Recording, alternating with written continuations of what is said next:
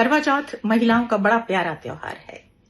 हर साल कृष्ण पक्ष की चतुर्थी के दिन ये त्योहार मनाया जाता है और इस त्योहार की तैयारी कई दिन पहले से शुरू हो जाती है।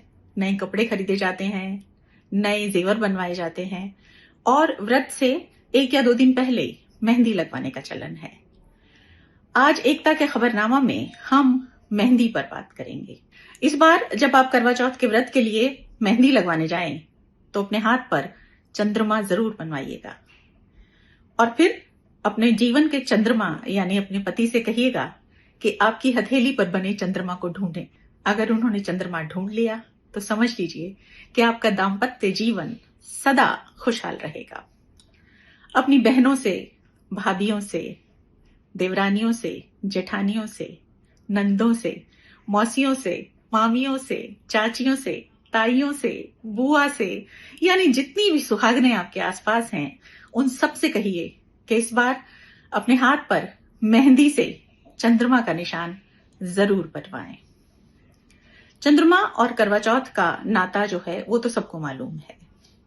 सारा दिन निर्जला व्रत रखने के बाद महिलाएं रात को चंद्रमा के दर्शन करने के बाद अपना व्रत खोलती हैं और अपने पति के हाथों से पानी पीती हैं। चंद्रमा के बारे में कहा जाता है कि वो है शीतलता, प्रेम और सुख संपन्नता के देवता हैं।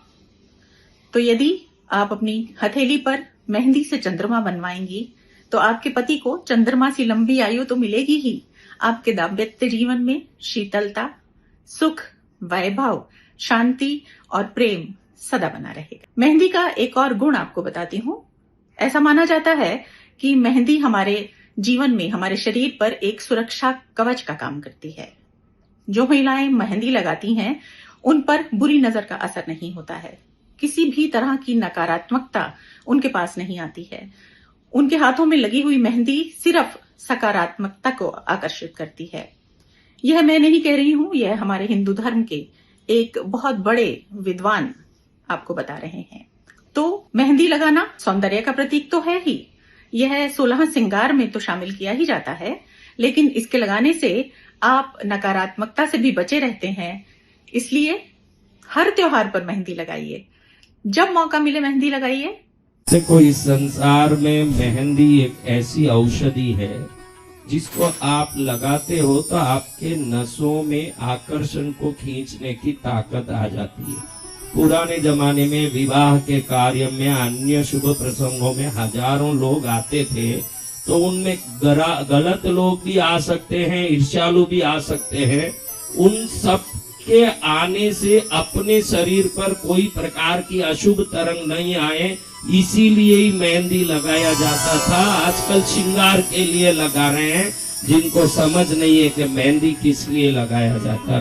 यहाँ एक बात आपको बता देना चाहती हूँ कि जब आप अपने पैरों पर मेहंदी लगवाएं, क्योंकि करवा चौथ के दिन बहुत सी महिलाएं पैरों में भी मेहंदी लगवाती हैं, तो जब आप अपने पैरों पर मेहंदी लगवाएं तो उसमें चंद्रमा का निशान भूल कर भी ना बनवाएं, क्योंकि चंद्र देवता जो हैं उनका स्थान पैरों में तो कभी हो ही नहीं सकता। तो अब बात करते हैं चंद्रोदय दीपक की। जब आप चंद्रमा को अर्घ्य देने के लिए जाएं तो दीपक पहले से ना जलाएं और दीपक बनाने के लिए भी आटे का अगर इस्तेमाल करेंगे, ताजा गुंधा हुआ आटा आप लें और उससे दीपक बनाएं और उसमें तिल का तेल और सरसों का तेल डालें और गोल बाती लगाएं। चंद्रमा को अर्घ्य देने के समय ही जब आप दीपक जलाएंगे तो वह चंद्रोदय दीपक कहलाता है। और इस तरह का दीपक जब चंद्रमा की रोशनी में जलाया जाता है तो वह आपको सुख, शांति और समृद्धि देने का काम करता है। एक और बात आपको बता दूं कि चंद्रोदय दीपक को आप सीधे थाली में ना रखें, दीपक के नीचे थोड़े से चावल रखें और चावल के कुछ दाने उस दीपक में भी डाल दें। करवा चौथ के दिन भोलेनाथ और मां पार्वती का भी पूजन किया जाता है। इन दोनों के दाम्पत्य जीवन को आदर्श माना जाता है और चूंकि मां पार्वती को अखंड सौभाग्यवती होने का वरदान प्राप्त था, इसलिए मां पार्वती की पूजा से आपको भी अखंड सौभाग्यवती होने का वरदान मिलता है।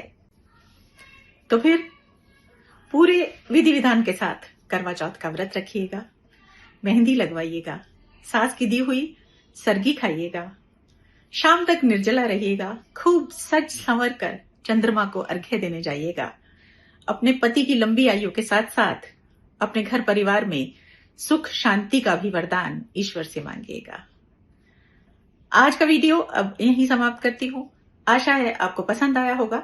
पसंद आया हो तो इसे लाइक कीजिएगा, मेरे चैनल को सब्सक्राइब कीजिएगा और अपने दोस्तों के साथ शेयर भी कीजिएगा।